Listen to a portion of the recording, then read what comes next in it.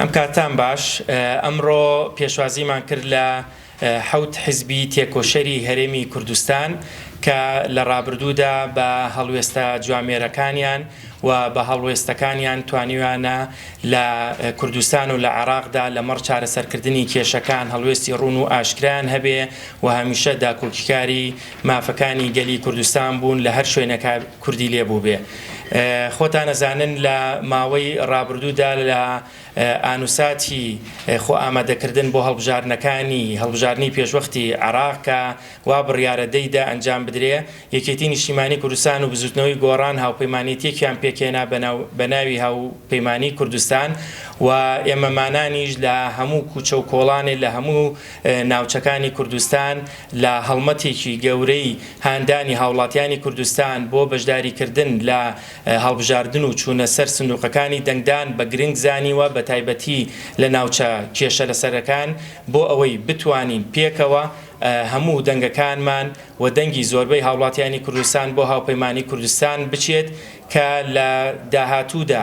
هاوپەیمانی کوردستان ئەبێتە بناغەیەکی پتە و بناغەیەک بۆ پاراستنی یەکڕیزی کورد بۆ پاراستنی مافە دەستوریەکانی هەرێمی کوردستان. هەم لەم ڕوانگەیەوانێ ئەمڕۆ پێشوازیمان لێکردن لەم هەواڵانەی خۆمان لەم خۆشەویستانە لە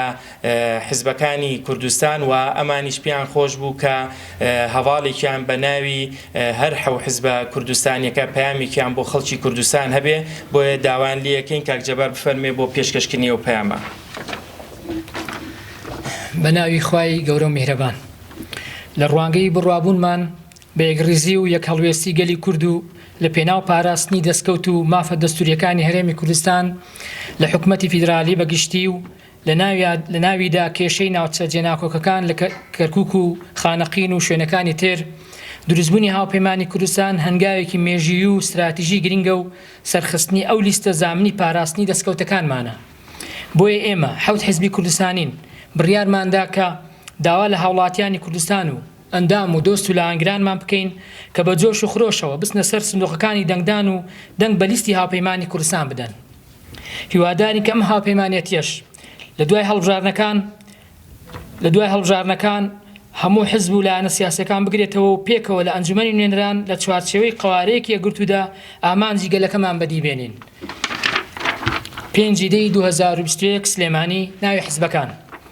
پارتی نەتەوەی کوردستان، پارتی سەوزی کوردستان، حزبی ڕزگاری کوردستان، حزبی پێشکەوتنخوازی دیموکراتی کوردستان،